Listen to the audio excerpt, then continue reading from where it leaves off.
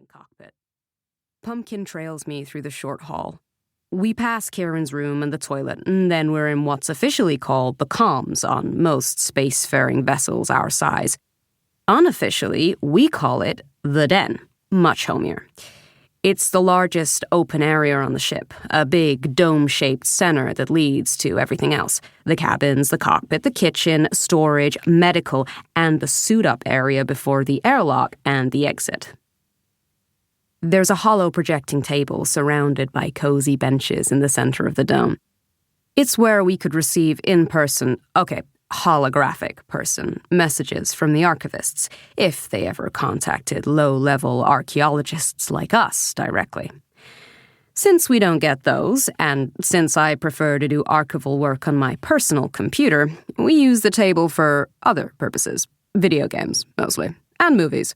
These are not official uses. On the walls, old-school strings of incandescent orange lights hang between planters full of cacti and small, flowering shrubs from home. Most captains would call this an unacceptable fire hazard, but as it's just me, my brother, and our cat on this ship, no one can tell us to take it all down. What can I say? This is our happy place. We'll be spending most of the rest of our lives here, so we decorate. Even Pumpkin has a favorite part of the padded benches, his own personal seat, which he's clawed to absolute shit. I follow the upbeat music to the cockpit, where the ambient lights are set to dim, but the cycling of Kieran's rainbow dashboard shines it all up like a sun anyway. He gives me a lazy salute and takes his feet off my seat. "Morning, Scout." "Morning," I sit, and Pumpkin jumps in my brother's lap and gives him a good morning head boop. Beats the hell out of vomit. "Find anything?"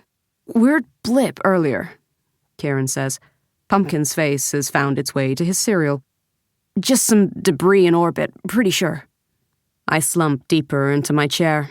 The waning crescent's sensors can do a full sweep from orbit, scanning while a planet rotates through its whole day cycle, which for the planet below is 3 home system standard days.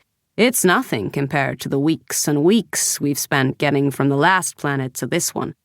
But I'm itchy to be off the ship.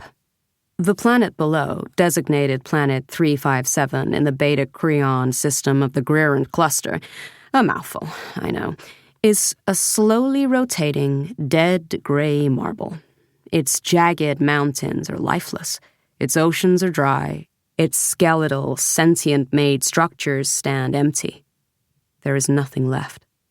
It's always harrowing seeing places like this, knowing that our work could be the difference between our own homeworlds thriving or becoming that. But those are the stakes.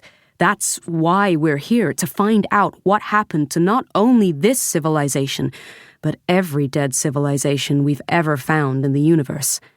Because as far as we know, ours is the last one left. 700 years ago, technology gave us the keys to the cosmos, and we flew and teleported and phased out into the stars, arms spread, minds open, ready to meet the neighbors. What we found was a graveyard. Hundreds of once-civilized systems, all absent of life. Not destroyed, not nuked or glassed or buried beneath volcanic residue so completely that it would justify a whole world gone dark. Just lifeless. Dead. And we don't know why. The rainbow dash beeps, which is normal, nothing to write home about. But then it beeps again. Kieran starts, and Pumpkin retaliates by rolling off him and taking the cereal too. The bowl crashes to the floor, but Kieran and I ignore it and press together, practically cheek to cheek, to see the information compiling across the tiny screen. The waning crescent scanners have picked up a cache at last. They zero in on some kind of residual electromagnetic signature or something. I don't know.